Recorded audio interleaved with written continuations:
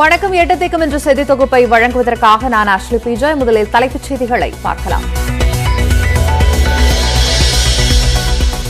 மத்திய அரசை கண்டித்து தொழிற்சங்கங்கள் இன்றும் நாளையும் நாடு தழுவிய வேலைநிறுத்தம். திமுக தொழிற்சங்கமான தோமுச போராட்டத்திற்கு ஆதரவு.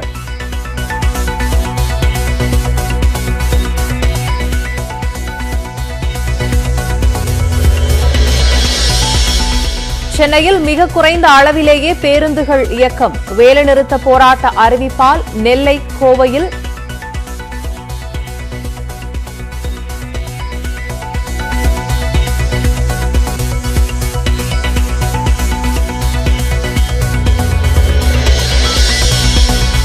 தொடர்ந்து 4வது நாளாக பெட்ரோல், டீசல் விலை உயர்வு. 1 லிட்டர் பெட்ரோல் விலை 105 ரூபாயை கடந்தது.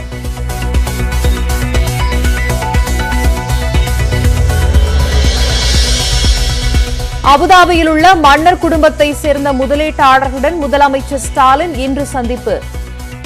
லூலு நிறுவனத்துடன் புரிந்துணர்வு ஒப்பந்தங்கள் கையெழுத்து.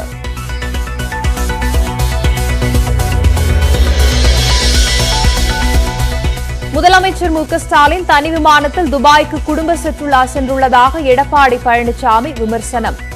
திமுகவின் செலவில்தான் தனி விமானத்தில் முதல்வர் துபாய் சென்றதாக அமைச்சர் தங்கம் தென்னரசு விளக்கம்.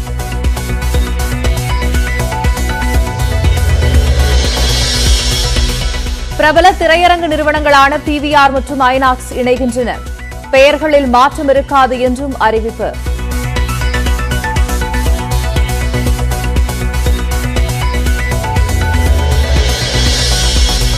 உக்ரைனின் லிவிவ் நகரில் அடுத்தடுத்து குண்டுமழை பொழிந்த ரஷ்ய ராணுவம். தீப்பிடித்து எரிந்த எண்ணெய் கிடங்குகள்.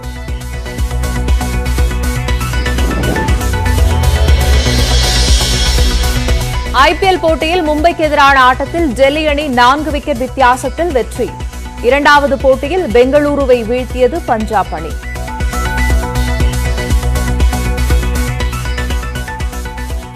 பனிரெண்டு கோரிக்கைகளை முன்வைத்து இன்றும் நாளையும் அகில இந்திய தொழிலாளர் சம்மேளனம் சார்பில் நடைபெறும் வேலைநிறுத்த அறிவிக்கப்பட்டிருக்கிறது. தமிழக அரசு போக்குவரத்து துறையில் CITU, தொமுசா உள்ளிட்ட 11 தொழிற்சங்கத்தினர் வேலைநிறுத்தத்தில் பங்கேற்றிருக்கிறார்கள். இதனால் தமிழகத்தில் குறைந்த அளவில் மட்டுமே பேருந்துகள் இயங்குகின்றன. கூடுதல் விவரங்களை பெறலாம். கோயம்பேடு பேருந்து நிலையத்திலிருந்து செய்தியாளர் தமிழரசு இணைகிறார். மதுரையிலிருந்து செய்தியாளர் வெற்றி இணைகிறார். கோவையிலிருந்து தலைமை செய்தியாளர் குருசாமி ஆகியோர் இணைந்திருக்கிறார்கள். மூவருக்கும் வணக்கம். குறிப்பா முதல்ல தமிழரசி அவர்களிடமிருந்தே ஆரம்பிக்கும். ஒரு பெரிய இயக்கம் சேர்ந்து 12 கோரிக்கைகளை முன்வச்சு இந்த போராட்டத்தை முன்னெடுத்திருக்காங்க. என்னென்ன கோரிக்கைகளை முன் வச்சிருக்காங்க? போராட்டத்தினுடைய தாக்கம் எந்த அளவுக்கு இருக்கு சென்னையை பொறுத்த வரைக்கும்?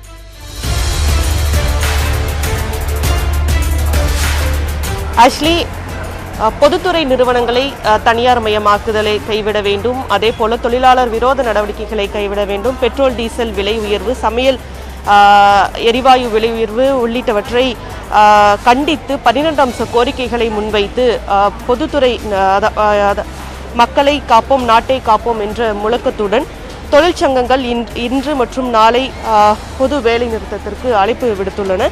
இந்த சூழலில் சென்னையை பொறுத்தவரை சென்னையின் பிரதான பேருந்து நிலையமான கோயம்பேடு பேருந்து நிலையத்திலிருந்து நகர மற்றும் புறநகர பேருந்துகள் இயக்கப்படவில்லை. மிக குறைவான அளவிலான பேருந்துகள் மட்டுமே இயக்கப்படுகிறது.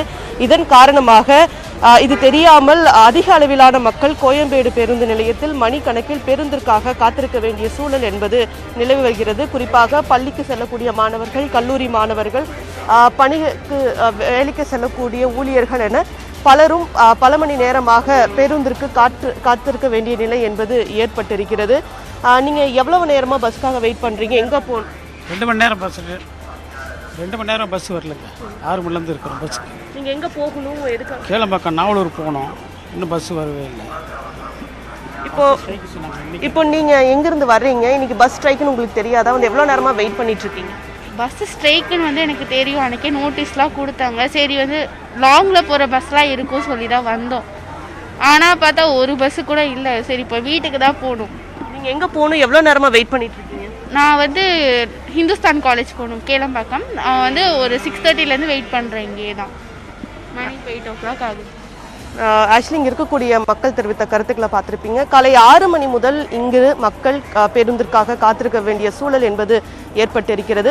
முக்கிய தொழிற்சங்கங்கள் அனைத்தும் இந்த வேலைநிறுத்த போராட்டத்தில் கலந்து கொண்டிருப்பதன் காரணமாக ஒரு சில பேருந்துகளே இயக்கப்படுகிறது. இதன் காரணமாக பேருந்துகளிலும் அதிக கூட்டம் இருக்கிறது. இதை தவிர்த்து ஷேர் ஆட்டோக்கள் மற்றும் ஆட்டோக்களில் மக்கள் பயணம் செய்ய துவங்கியிருக்கின்றனர். அதிலும் தற்போது கூடுதல் கட்டணங்கள் என்பது வசூலிக்கப்படுகிறது. மேலும் ரயில் மற்றும் மெட்ரோ சேவைகளிலும் அதிகமான மக்கள் தற்போது பயணிக்க துவங்கியிருக்கின்றனர். ஆஷி, நிச்சயமா தமிழரசி, தொடர்ந்து நம்ம பேசலாம். கோவையிலிருந்து செய்தியாளர் குருசாமி இணைந்திருக்கிறார். குருசாமி, கோவையை பொறுத்த வரைக்கும் இந்த தொழிலாளர் சம்மேளனத்துடைய இந்த போராட்டம் எந்த அளவுக்கு தீவிரமாக இருக்கிறது? அங்கு இருக்கக்கூடிய பகுதிகளில் என்னென்ன பாதிப்புகள் ஏற்பட்டிருக்கு?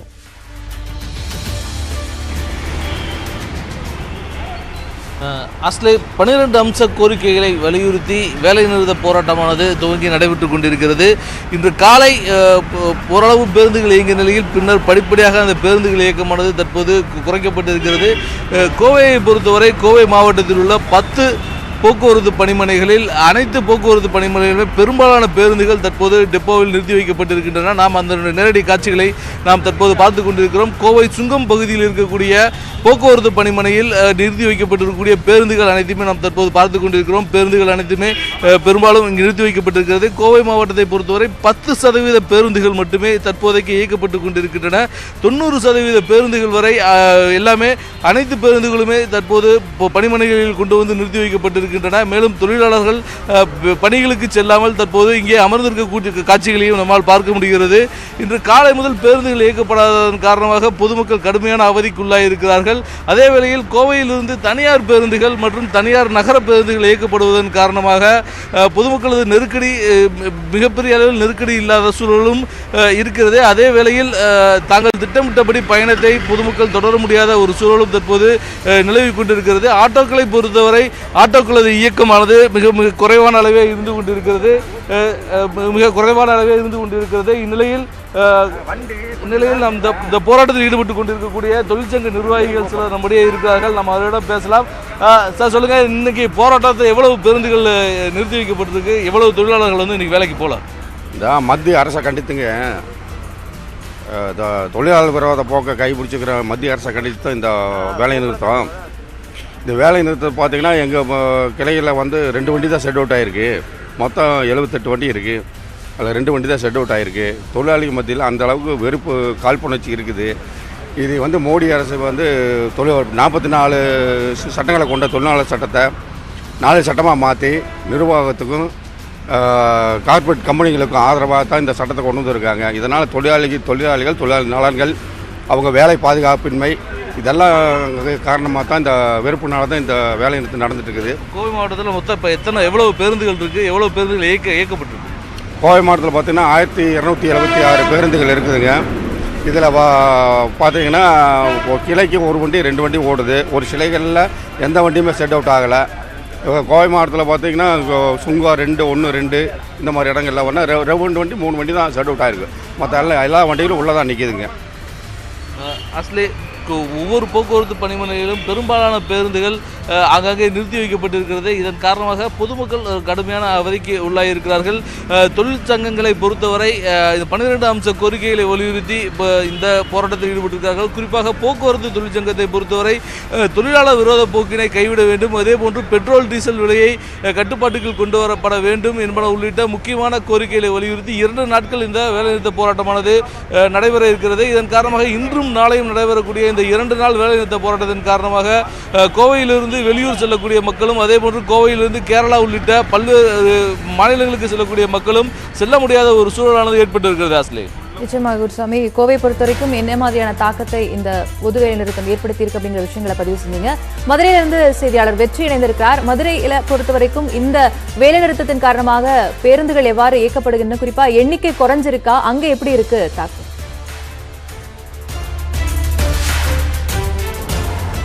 ஆக்சுவலி மதுரை மாவட்டத்தை பொறுத்த வரைக்கும் வேலை நிறுத்தத்தை முன்னிட்டு 40% பேருந்துகள் மட்டுமே இயக்கப்படுகின்றன. மாநகர் பகுதிகளில் சராசரியாக தினமும் 900 பேருந்துகள் இயக்கப்படக்கூடிய நிலையில் இன்றைய தினம் சுமார் 400 பேருந்துகள் மட்டுமே இயக்கப்பட்டு கொண்டிருக்கின்றன.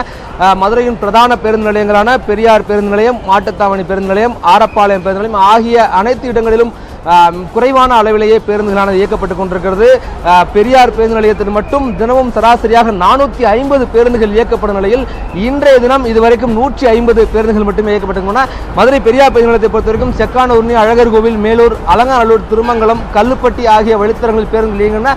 முக்கியமாக திருப்புவனம், காரியாபட்டி உள்ளிட்ட வழித்தடங்களில் இயக்கக்கூடிய பேருந்துகள் இயக்கப்படவில்லை. அதன் காரணமாக பள்ளி கல்லூரிக்கு செல்வோர், வேலைக்கு செல்வோர் கடும் அவதிக்கு உள்ளாகி இருக்கிறார்கள். பல மணி நேரங்களாக பேருந்துக்காக காத்திருக்கிறார்கள். அவர்களிடம் பேசலாம். தம்பி, நீங்கள் எங்கே படிக்கிறீங்க? எத்தனை மணிக்கு உங்களுக்கு வழக்கமாக பேருந்து வரும்? இன்றைக்கி எவ்வளோ நேரம் ஆச்சு? SIT சேஜ் இன்ஸ்டியூட் ஆஃப் டெக்னாலஜியில் படிச்சுக்கிட்டு இருக்கேன். தினமும் நான் காலையில் வந்து 7:45க்கெலாம் எப்பயும் கிளம்பிடுவேன். நான் இன்றைக்கி வந்து ஷெட்டில் பஸ்ஸு இருக்குது, இருந்தாலும் ஆனால் எடுக்க மாட்டாங்க. டிரைவர் இருக்காரு, ஆனால் கண்டக்டர் வர மாட்டேன்றாரு, பயப்படுறாங்க அப்படின்னு வேறு சொல்கிறாங்க. அதான் இப்போ என்ன பண்ண போகிறேன்னு தெரியல. இன்றைக்கி செமஸ்டர் எக்ஸாம் வேறு எங்களுக்கு இருக்குது இன்றைக்கி. அதான் இப்போ எப்படி போய் எழுத போகுதுன்னு தெரியல. அந்த இவ்வளோ கூட்டமாக வேறு இருக்கு. நாங்கள் எப்படி பஸ்ஸில் தான் ஃபுட்போர்ட் அடிச்சுட்டு போகிற மாதிரி தான் இருக்குது. அதனால் கீழே விழுந்துரும், அது மாதிரி பயமெல்லாம் இருக்குது எங்களுக்கு. வேறு மாற்று பேருந்துகள் எதுவும் இயக்கிறதா சொல்கிறாங்களா? வேறு பேருந்தில் ஏறி மாறி போக முடியுமா? வழி இருக்கா? மண்டேலா நகர் இல்லாட்டினா ஆவியூர் அது மாதிரி ரூட் பஸ் பிடிச்சிட்டு ஜெயவிலாஸ் அது மாதிரி ப்ரைவேட் பஸ் எதுலையாவது பிடிச்சி தான் போய் SITயில் இறங்குற மாதிரி இருக்கும். அதில் என்ன சிக்கல் இருக்கும்? அதில் வந்து ஜெயவிலாஸ் அது மாதிரி இருந்ததுன்னா கொஞ்சம் வேகமாகவும் போவாங்க, ஆக்சிடென்ட் அது மாதிரியும் ஏற்பாடாகும். அது கல்லூரி மாணவர்களை பொறுத்த வரைக்கும் குறிப்பாக அவர்களுக்கு இன்றைய தினம் செமஸ்டர் தேர்வுகள் நடந்து கொண்டிருக்கின்றன. எனவே அவர்கள் தேர்வுகளில் பங்கேற்க முடியாத ஒரு இக்கட்டான நிலையில் இருக்கிறார்கள். பேருந்துகளில் கூட்டம் அதிகம் ஏறக்கூடிய ஒரு சில பேருந்துகளில் கூட்டம் அதிகமாக ஏறும்பொழுது விபத்திற்குண்டான அச்சமும் அவர்களும் இருப்பதை கவனிக்க முடிகிறது. முக்கியமான ஒரு கருத்தை முன்வைக்கிறார்கள். அக்கா, நீங்கள் எந்த ஊருக்கு போகணும்? என்ன? திருப்போணம் புதூர் வேப்பமர ஸ்டாப் போகணுங்க சார். இந்த மாதிரி பஸ்ஸுக்காக தான் காத்திருக்கிறோம். காலையில் நான் 7 மணிக்கு வந்தவா, இன்னும் பஸ்ஸே வரலைங்க. சும்மா ஒரு 2 வண்டி தான் வந்துட்டு போயிருக்குது இப்போ இவ்வளோ நேரம் வரைக்குமே. அவ்வளோதாங்க சார். வேற வழி இருக்கா? உங்களுக்கு ஸ்ட்ரைக் நடக்குது தெரியுமா? தெரியாதுங்க சார், இது வரைக்கும் எனக்கு தெரியாது. நான் நைட்டு வயசானவங்களை போய் ஒர்க் பண்ணி பார்த்துட்டு வந்துட்டுருக்கேன். இப்போ காலையில் தான் எனக்கு நைட் டியூட்டி முடிஞ்சுது. இப்போ காலையில் எப்போயுமே வேப்பமர இந்த பஸ்ஸுக்கு போவே திருப்போன வண்டிக்கு இப்போ அந்த பஸ்ஸு வரலைங்க சார் எங்களுக்கு. அதனால இருக்கோங்க சார். என்ன செய்வீங்க? வேற வழி இருக்கா? வேற வழி எனக்கு ஒன்றும் தெரியல. இப்போ அதான் ஃபோன் பண்ணி அக்காட்ட கேட்டேன். இங்கே யாராவது தெரிஞ்சவங்க வீட்டில் கூட போய் தங்கிட்டு கூட இருந்து பார்த்துட்டு எப்படி தோது பார்த்துட்டு வா, அவசரப்பட்டு பஸ் ஏறிடாத அப்படின்னு சொல்கிறாங்க சார். திருப்புவனம் வழித்தடத்தில் செல்லக்கூடிய இந்த பயணி கூறுகையில் அவருக்கு உண்டான பேருந்து 2 மணி நேரத்துக்கு மேலாக வரவில்லை. எனவே அவருடைய ஊருக்கு செல்வதில் அவர் சிக்கலை எதிர்கொண்டிருக்கிறார். சார், நீங்கள் எந்த ஏரியாவுக்கு போகணும்? எவ்வளோ நேரமாக காத்துக்கிட்டு இருக்கீங்க? முனிச்சாலை பகுதிக்கு 1/2 மணி நேரமாக காத்துக்கிட்டு இருக்கேன். பிறகு நீங்கள் வேலைக்கு போகணுமா? இல்லை வீட்டுக்கு போகிறேன். ஊர்லேருந்து வந்திருக்கேன், வீட்டுக்கு போகணும். அதாவது வேலைக்கு செல்லக்கூடியவர், அவர்களுடைய பணியை முடித்துவிட்டு வீட்டுக்கு திரும்பக்கூடியவர், பள்ளி கல்லூரிகளுக்கு செல்லக்கூடிய மாணவர்கள் என அனைத்து தரப்பு மக்களும் குறிப்பாக அந்த திருப்புவனம், காரியாபட்டி உள்ளிட்ட வழித்தடங்களில் பேருந்துகள் முற்றிலுமாக இயக்கப்படவில்லை. எனவே அவர்கள் கடும் அவதிக்கு உள்ளாகியிருக்கிறார்கள். மிக குறிப்பான ஒரு கருத்தை முன்வைத்து என்னவென்றால், அவர்களுக்கு வேலை நிறுத்தம் காரணமாக பேருந்துகள் இயங்காது என்கிற தகவலே தெரியாது. எனவே அவர்கள் பேருந்துகள் இயங்கும் என்ற நம்பிக்கையில் வந்திருந்து இங்கு பல மணி நேரமாக காத்திருக்கக்கூடிய ஒரு நிலையை பார்க்க முடிகிறது. ஆசிரியர், நிச்சயமாக மதுரையில் தற்போது பேருந்துடைய எண்ணிக்கை 40% அளவுக்கு எவ்வளவு குறைக்கப்பட்டதுனால என்ன மாதிரியான தாக்கம் அப்படிங்கிற விஷயங்களை களத்திலிருந்து பதிவு செஞ்சீங்க.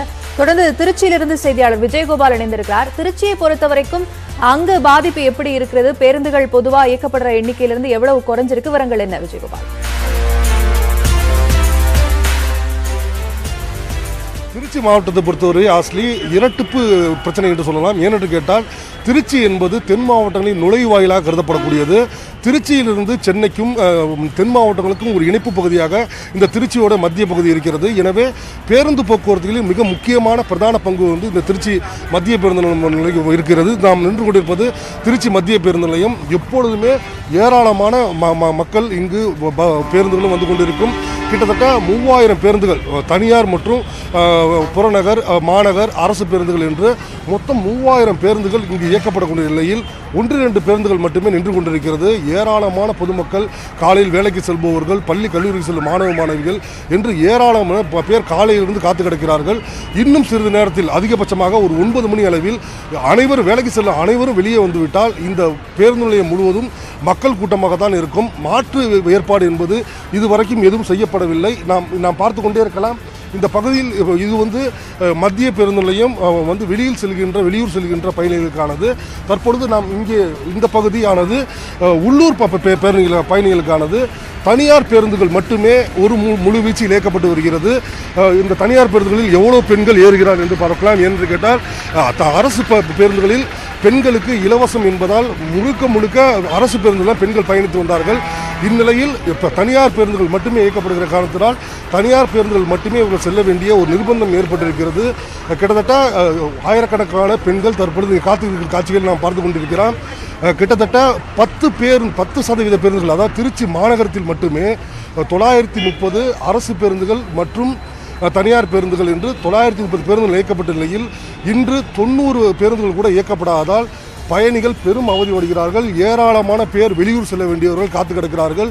உள்ளூரில் வேலைக்கு செல்லக்கூடிய பெண்கள் மற்றும் பள்ளி கல்லூரி செல்ல வேண்டிய மாணவிகளும் ஏராளமான காத்து கிடக்கின்ற காட்சிகளை நாம் பார்க்க முடியுது. ஆஸ்லி, திருச்சியை பொறுத்த வரைக்கும் பாதிப்பு எந்த அளவுக்கு இருக்கு அப்படிங்கிற விஷயங்களை பதிவு செஞ்சீங்க. இதே போல பெரம்பலூர்லேருந்து செய்தியாளர் ராஜவேல் தொலைபேசி வாயிலாக இணைந்திருக்கிறார். அங்கு பாதிப்புகள் எப்படி இருக்கிறது? பயணிகள் குறிப்பா பேருந்து எண்ணிக்கை குறைந்ததுனால என்னென்ன விஷயங்களை முன்வைக்கிறாங்க? ராஜவேல்.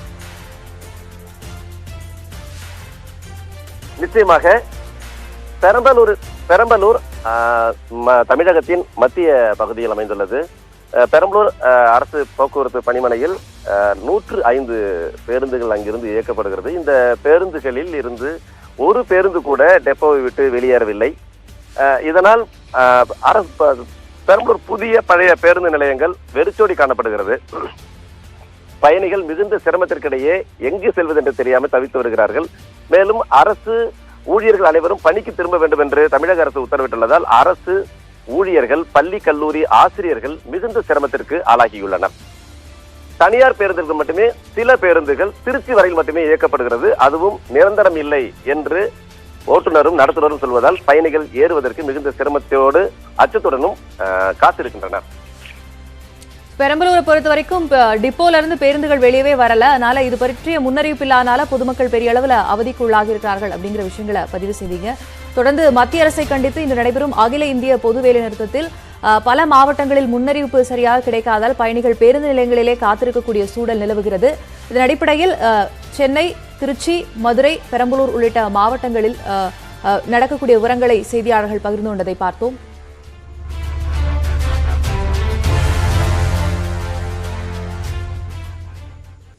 ஐக்கிய அரபு அமீரகத்திற்கு பயணம் மேற்கொண்டுள்ள முதலமைச்சர் மு க ஸ்டாலின் அணிந்த கோட் சூட் மக்களை கவர்ந்திருக்கிறது. இதேபோல அண்ணா முதல் எடப்பாடி பழனிசாமி வரை இருந்த முதலமைச்சர்கள் தங்களது வெளிநாட்டு பயணத்தின் போது அணிந்த ஆடைகளை இந்த தொகுப்பில் பார்க்கலாம். தமிழர்களின் அடையாளமாகவும் பாரம்பரிய உடையாகவும் வேட்டி சட்டை திகழ்கிறது. இது உலகளவில் தமிழர்களுக்கு கௌரவத்தை அளித்து வருகிறது. தமிழகத்தில் எந்த ஒரு அரசியல் சார்ந்த நிகழ்ச்சிகளிலும் வேட்டி சட்டையுடனே முதலமைச்சர்கள் கலந்து கொள்கின்றனர். ஆனால் முதலீடுகளை ஈர்ப்பதற்காக வெளிநாட்டு பயணம் மேற்கொள்ளும் போது மேற்கத்திய ஆடையான கோட் சூட்டுக்கு மாறிவிடுகின்றனர். அந்த வகையில் ஐக்கிய அரபு அமீரகத்திற்கு பயணம் மேற்கொண்ட முதலமைச்சர் மு க ஸ்டாலின் அணிந்த ஆடை பலரது கவனத்தையும் ஈர்த்துள்ளது. நாடு சுதந்திரம் பெற்ற பிறகு முதலமைச்சராக பதவி வகித்த ராஜாஜி, காமராஜர் ஆகியோர் தங்களது வெளிநாட்டு பயணங்களின் போது வழக்கமான வேட்டி சட்டையே அணிந்திருந்தனர். ஆனால் அதற்கு பிறகு முதலமைச்சராக பதவியேற்ற அண்ணாதுரை 1968ஆம் ஆண்டில் அமெரிக்கா மற்றும் ஜப்பானுக்கு பயணம் மேற்கொண்டார். அப்போது அவர் கோட் சூட்டை அணிந்திருந்தார். கருணாநிதி முதலமைச்சராக இருந்தபோது 3வது உலக தமிழ் மாநாட்டில் பங்கேற்பதற்காக 1970ஆம் ஆண்டில் பிரான்ஸ் தலைநகர் பாரிஸுக்கு சென்றார். மேலும் வாட்டிகனில் போப்பை சந்தித்தவுடன் அமெரிக்காவுக்கும் பயணித்தார். இந்த பயணத்தில் மேற்கத்திய ஆடைகளை அணிந்து கம்பீரமாக காட்சியளித்தார் கருணாநிதி. 1979ஆம் ஆண்டில் அமெரிக்கா, ஜப்பான், சிங்கப்பூர் நாடுகளுக்கு அப்போதைய முதலமைச்சர் எம்ஜிஆர் 5 வார கால பயணம் மேற்கொண்டார். வெளிநாட்டு முதலீடுகளை ஈர்க்கும் வகையிலான இந்த பயணத்தில் கோட் ஆடையே அவர் அணிந்திருந்தார். அதன்பின் 40 ஆண்டுகளுக்கு பிறகு 2019ஆம் ஆண்டு முதலமைச்சராக எடப்பாடி பழனிசாமி அமெரிக்கா, பிரிட்டன், துபாய்க்கு பயணித்த போது மேற்கத்திய ஆடையிலேயே வலம் வந்தார். சில மாதங்கள் கழித்து துணை முதலமைச்சராக இருந்த ஓ பன்னீர்செல்வம் விருது வாங்குவதற்காக சிகாகோவுக்கு சென்றார். அவரும் அமெரிக்காவில் கோட் அணிந்தே நிகழ்ச்சிகளில் பங்கேற்றார். இந்நிலையில் துபாயில் நடைபெற்ற நிகழ்ச்சிகளில் கோட் சூட்டுடன் ஸ்டாலின் கலந்து கொண்டார். இந்த ஆடைகளை சென்னையில் உள்ள மிகவும் பிரபலமான ஆடை வடிவமைப்பு நிறுவனமான சையத் பாக்கிர் வடிவமைத்துள்ளது. சென்னையில் 1 லிட்டர் பெட்ரோல் விலை 28 காசுகள் உயர்ந்து 105 ரூபாயை கடந்ததால் வாகன ஓட்டிகள் கலக்கமடைந்திருக்கிறார்கள். ரஷ்யா உக்ரைன் இடையே ஏற்பட்டுள்ள போரினால் கச்சா எண்ணெய் விலை அதிகரித்தது. இதனால் பெட்ரோல் டீசல் விலை எப்போது வேண்டுமானாலும் அதிகரிக்கும் என கூறப்படுகிறது. 5 மாநில தேர்தல் காரணமாக பெட்ரோல் டீசல் விலை உயர்த்தப்படாமல் இருந்த நிலையில் கடந்த 22ஆம் தேதி முதல் எரிபொருட்களின் விலையை எண்ணெய் நிறுவனங்கள் உயர்த்தின. 24ஆம் தேதி மட்டும் பெட்ரோல் டீசல் விலை உயரவில்லை. இந்நிலையில் சென்னையில் தொடர்ந்து 4வது நாளாக பெட்ரோல் விலை உயர்ந்திருக்கிறது. நேற்று 1 லிட்டர் பெட்ரோல் 104 ரூபாய் 90 காசுகளுக்கு விற்பனையான நிலையில் இன்று மேலும் 28 காசுகள் அதிகரித்து 105 ரூபாய் 13 காசுகளுக்கு விற்பனையாகிறது. இதேபோல் நேற்று 1 லிட்டர் டீசல் 95 ரூபாய்க்கு விற்பனை செய்யப்பட்ட நிலையில் இன்று 33 காசுகள் உயர்ந்து 95 ரூபாய் 33 காசுகளுக்கு விற்பனையாகிறது. கடந்த 7 நாட்களில் 6வது முறையாக பெட்ரோல் டீசல் விலையை எண்ணெய் நிறுவனங்கள் உயர்த்தியுள்ளன. சென்னையில் கடந்த 6 நாட்களில் பெட்ரோல் விலை 3 ரூபாய் 78 காசுகளும் டீசல் விலை 3 ரூபாய் 90 காசுகளும் அதிகரித்திருக்கின்றன. பெட்ரோல் டீசல் விலை தொடர்ந்து உயர்ந்து வருவதால் வாகன ஓட்டிகள் கடும் சிரமத்திற்கு ஆளாகியுள்ளனர்.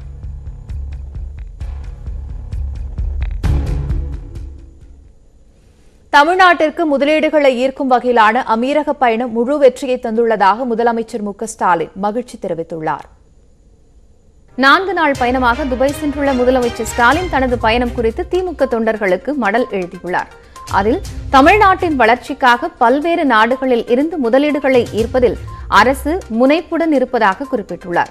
கடல் கடந்து சென்று கை நிறைய புரிந்துணர்வு ஒப்பந்தங்களையும் அதற்கேற்ற முதலீடுகளையும் பெற்றிருப்பதாகவும் மடலில் முதலமைச்சர் தெரிவித்துள்ளார். அமீரக பயணம் முழு வெற்றியை தந்துள்ளது என்றும் முதலமைச்சர் பெருமிதத்துடன் கூறியுள்ளார். இன்று அபுதாபியில் உள்ள மன்னர் குடும்பத்தைச் சேர்ந்த முதலீட்டாளர்களுடன் சந்திப்பு, கேரளாவைச் சேர்ந்த மிகப்பெரிய தொழில் வர்த்தக நிறுவனமான லூலு நிறுவனத்தாருடன் சந்திப்பு போன்ற நிகழ்வுகள் உள்ளதாகவும் முதலமைச்சர் குறிப்பிட்டுள்ளார். லூலு நிறுவனத்தாருடன் இன்று புரிந்துணர்வு ஒப்பந்தங்கள் கையெழுத்தாக இருப்பதாகவும் குறிப்பிடப்பட்டுள்ளது. அபுதாபி தமிழ்ச்சங்கத்தின் சார்பில் அங்குள்ள தமிழ்ச் சொந்தங்களை இன்று சந்திக்க இருப்பதாகவும் முதலமைச்சர் கூறியிருக்கிறார்.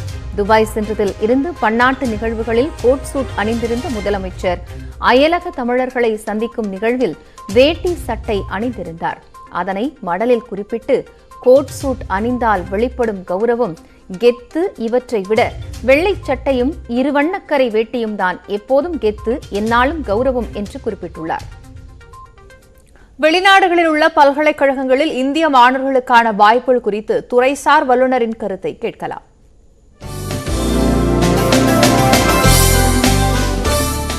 உலகத்தில் இப்போ யங் ஏஜ் பாப்புலேஷன் அப்படின்னு சொல்லிட்டோம் அப்படின்னா எந்த கண்ட்ரிலையும் கிடையாது. சைனா அண்ட் இந்தியா மட்டும்தான் மேக்ஸிமம் பாப்புலேஷன் இருக்குங்க. அதில் நம்மள்ட்ட 0 to 14 இயர்ஸில் 35 கோடி இருக்காங்க. சைனாவில் 25 கோடி இருக்காங்க. நமக்கு ஒரு பெரிய கிரேட் அட்வான்டேஜ் என்னென்னா, நம்மளோட இந்தியாவோட மீடியன் ஏஜுங்கிறது 28, சைனா 37. இன்னொன்று இன்றைக்கி உலக அளவில் எல்லா இடத்துலையும் இந்த மக்கள் தொகை, அதாவது இந்த இள வயதின் மக்கள் தொகை குறைவதனால நம்ம மாணவர்களுக்கு எல்லா நாடுகள்லையுமே வாய்ப்பு இருக்குது. அதுலேயும் திறமையான மாணவர்களுக்கு தான். இட் இஸ் நாட் எல்லாருக்குமே அவங்க ஸ்காலர்ஷிப் கொடுப்பாங்க அப்படின்லாம் கிடையாது. இப்போ நாங்கள் ஒரு ஸ்டூடெண்ட் ட்ரிச்சி NIT ட்ரிச்சியில் படிச்சுட்டு கேம்பிரிட்ஜ் யூனிவர்சிட்டியில் ஸ்காலர்ஷிப்போடு படிக்கிறாங்க. அதுமாதிரி கார்னகி மெலன் யூனிவர்சிட்டியில் அவங்களுக்கு கிடைக்கிது. அதுமாதிரி இங்கேருந்து நிறைய நல்ல இன்ஸ்டியூஷனில் இருக்க ஸ்டூடெண்ட்ஸ் பணமே செலவழிக்காமல் உயர்கல்விக்கு அங்கே உள்ள பல்கலைக்கழகங்கள் இவங்களோட திறமையை பார்த்து இவங்களை அங்கே ஊக்குவிக்கிறாங்க. நீங்கள் வாங்க, இங்கே சேருங்க, நாங்கள் உங்களுக்கு உதவி தரோம் அப்படிங்கிறாங்க. இது ஒரு கேட்டகரி ஆஃப் ஸ்டூடெண்ட்ஸ் போகிறது. செகண்ட் கேட்டகரி இங்கே படிக்கிறாங்க. இங்கே படித்ததுக்கப்புறம் நம்ம ஏதாவது வெளிநாடு போய் படிக்கணும், அந்த வெளிநாடு போனால் நமக்கு இது இருக்கும் அப்படின்னு சொல்லிட்டு அம்மா அப்பாவோட பணங்கள்லாம் கொஞ்சம் வீடுகள்லாம் லோன் வாங்கி பசங்க இங்கே போய் படிக்கிறாங்க. இது என்னை பொறுத்த வரைக்கும் கேட்டால் அது சரியானதில்லை. ஏன்னா UG வரைக்கும் தான் பேரண்ட்டை காசு வாங்கணும். PGயில் நீங்கள் IITக்கு இப்போ நீங்கள் நல்ல இன்ஸ்டியூஷன், இந்தியாவில் IITன்னு கிடையாது, எல்லா இன்ஸ்டியூஷன்லேயுமே உங்களுக்கு டைரெக்டாக MTech கேட் எழுதி உள்ளே போனீங்கன்னா 25,000 rupees கிட்ட அப்ராக்சிமேட்டாக நல்ல இன்ஸ்டியூஷனில் ஸ்டைஃபன் கிடைக்கும். அண்ட் அதுக்கப்புறம் நீங்கள் CSIR இன்ஸ்டியூஷனில் போனீங்கன்னா anywhere between 40,000 கிட்ட ஸ்டைஃபன்ஸ் கிடைக்கும். இந்த ஸ்டைஃபண்ட் நீங்கள் படிக்கும்பொழுது ஒரு செமஸ்டர் எக்ஸ்சேஞ்ச் நீங்கள் வெளிநாட்டுக்கு போகலாம். ஸோ இப்போ 4 செமஸ்டர் படிக்கிறோம் அப்படின்னா ஒரு செமஸ்டருக்கு நீங்கள் வெளியே போனீங்கன்னா, அதாவது நீங்கள் இப்போ ஒரு நல்ல இன்ஸ்டியூஷனில், இந்தியாவில் பெஸ்ட் இன்ஸ்டியூஷன்லேருந்து நீங்கள் வெளிநாட்டுக்கு போகும்போது இதை விட பெஸ்ட்டாக தான் உங்களுக்கு மேலே உள்ளது தோணும். இல்லைனா வெளிநாடுகள்லேயும் நல்லா இல்லாத பல்கலைக்கழகங்கள் நிறையா இருக்குது. அதனால் நீங்கள் போகக்கூடியது நல்ல இன்ஸ்டியூஷன் சேனல் வழியாக போனீங்க அப்படின்னா உங்களுக்கு செலவே இல்லாமல் போக முடியும். ஜெர்மனி அண்ட் அமெரிக்கா, அப்புறம் யுனைடெட் கிங்டம், அப்புறம் ஐரோப்பிய நாடுகள் எல்லாத்துலேயும், இது தவிர இஸ்ரேல், மற்ற ஜப்பான்லேயும் கூட வந்து இப்போ ஆப்பர்ச்சுனிட்டிஸ் வந்து நிறைய ஓப்பன் அப் ஆகுது. அதனால் ஸ்டூடெண்ட்ஸ்க்கு வந்து எனக்கு தெரிஞ்ச வரைக்கும் எங்கேயுமே ஸ்கேர்சிட்டி இன்றைக்கி வந்து இந்த ஜென்ரேஷனுக்கு இருக்கிற வாய்ப்புகள் மாதிரி இதுக்கு முன்னாடி எந்த தலைமுறைக்கும் இருந்தது கிடையாது.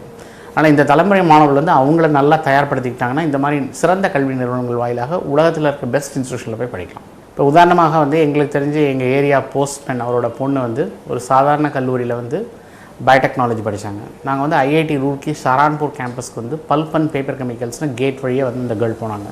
அங்கே போய் படித்ததுனால அவங்களுக்கு ஒரு செமஸ்டர் எக்ஸ்சேஞ்ச் வந்து ஜெர்மனிக்கு போக முடிஞ்சது, பணம் செலவழிக்காமல் கேட் ஸ்டைஃபண்டோட.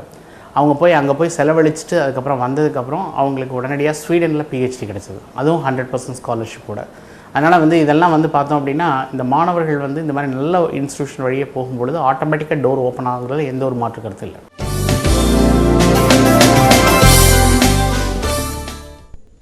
மயிலாடுதுறையில் இளைஞர் ஒருவர் 3 மதங்களின்படியும் திருமணம் செய்து கவனம் ஈர்த்திருக்கிறார். மயிலாடுதுறை ரஸ்தா மணவெளி தெருவைச் சேர்ந்தவர் புருஷோத்தமன். 30 வயதான இவர் தரங்கம்பாடி தாலுகா சேத்தூர் கிராம நிர்வாகியாக இருந்து வருகிறார். புருஷோத்தமனுக்கு புவனேஸ்வரி என்ற பெண்ணை பெற்றோர் மனம் பேசி முடித்த நிலையில் தனது திருமணத்தை மத நல்லிணக்கத்தை போதிக்கும் வகையில் நடத்த வேண்டும் என புருஷோத்தமன் விருப்பம் தெரிவித்திருக்கிறார். அதற்கு இரு வீட்டாரும் சம்மதம் தெரிவிக்க 3 மதங்களின்படியும் திருமணம் செய்வதென முடிவெடுக்கப்பட்டுள்ளது. அதன்படி முதலில் இஸ்லாமிய முறைப்படி பள்ளிவாசல் இமாம் திருமணத்தை நடத்தி வைத்தார்.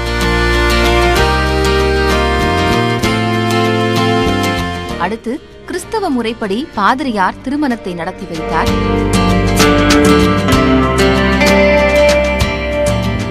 தொடர்ந்து புருஷோத்தமனின் குடும்ப முறைப்படி திருமணம் நடைபெற்றது.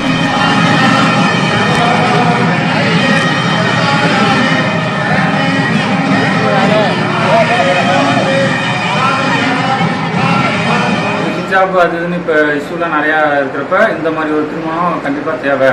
அது வந்து மக்களோட மனநிலை வந்து அனைத்து தரப்பு மக்களும் ஒற்றுமையாக இருக்கிறதுக்கான ஒரு வழியை கொண்டு வருவோம் அப்படின்ற மாதிரி அவங்களும் நினச்சாங்க. எல்லோரும் இந்த ஐடியாவை கேட்டோன்னே நல்லா இன்ஸ்பயர் ஆனாங்க. நானும் ஒரு 10 பேர்ட்ட சொன்னேன் இது மாதிரி செஞ்சால் எப்படி இருக்கும் அப்படின்ட்டு. எல்லாருமே இது வந்து ஒரு ஆர்வமாக கேட்டாங்க. இதுக்கான நாங்கள் திருமணத்தை வெயிட் பண்ணுறோம் அப்படின்ட்டு சொன்னாங்க. இந்தியாவில் நடக்கின்ற சூழ்நிலையில் இப்படியாப்பட்ட திருமணங்கள் அனைவரும் ஒன்றுதான் என்ற ஒரு கோட்பாட்டை நிலைநிறுத்துகிறது. இந்த திருமணங்கிறது வந்து இதுதான் முதல் முறை, எங்களுக்கு தெரிஞ்சு நடக்கிறது தான் முதல் முறை. நாங்களாம் சந்தோஷமாக இருக்கோம். இந்த பொதுநல அமைப்புகள், சமூக சிந்தனைவாதிகள் எல்லாம் ஏற்றுக்கிறாங்க. அனைத்து மதத்தினரையும் ஒன்றாக பாவிக்க வேண்டும் என்பதை உணர்த்தும்படி அமைந்த புருஷோத்தமன் புவனேஸ்வரி திருமணத்தை உறவினர்கள், நண்பர்கள் வாழ்த்தி மகிழ்ந்தனர்.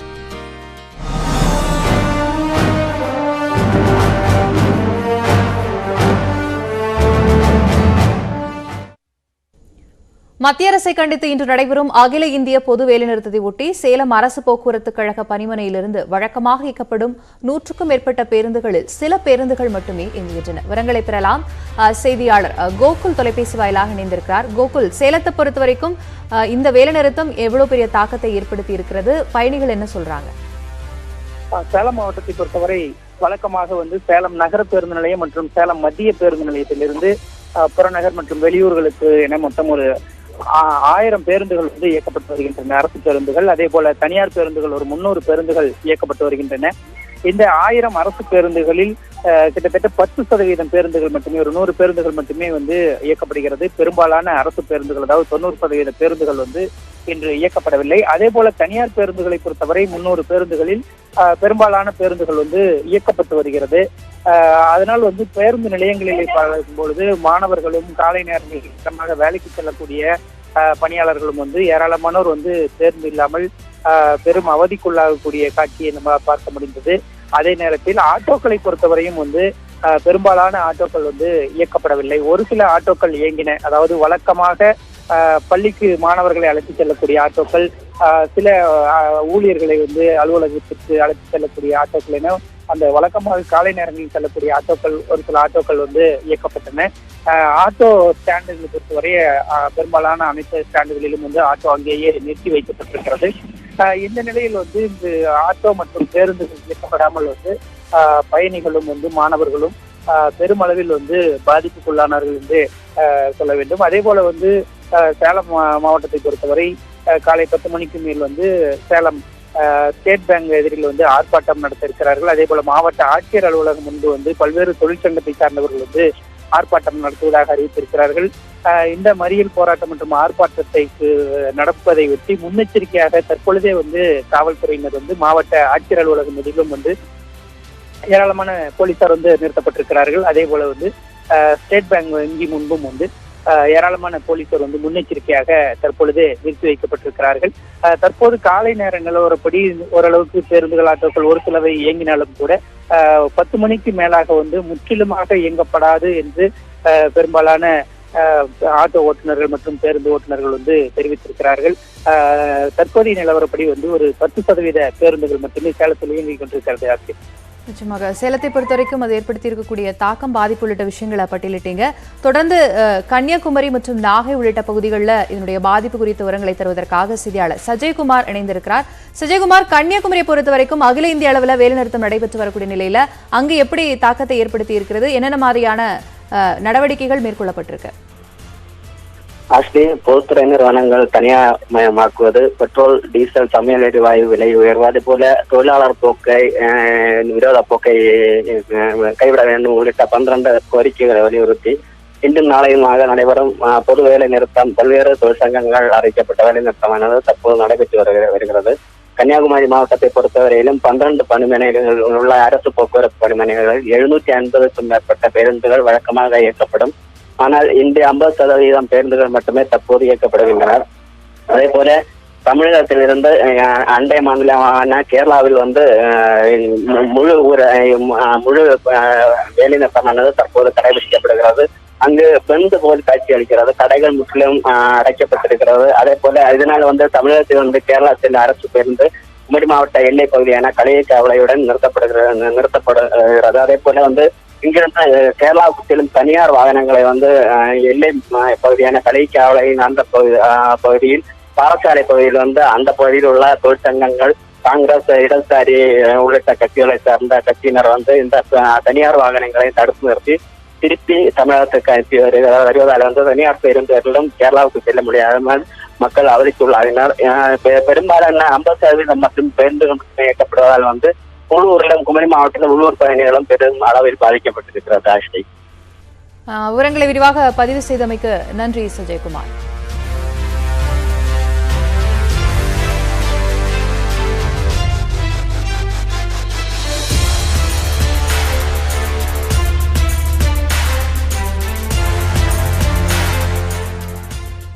தொடரும் அண்மை செய்திகளுக்கு இணைந்திருங்கள். இது நியூஸ் 18 தமிழ்நாடு.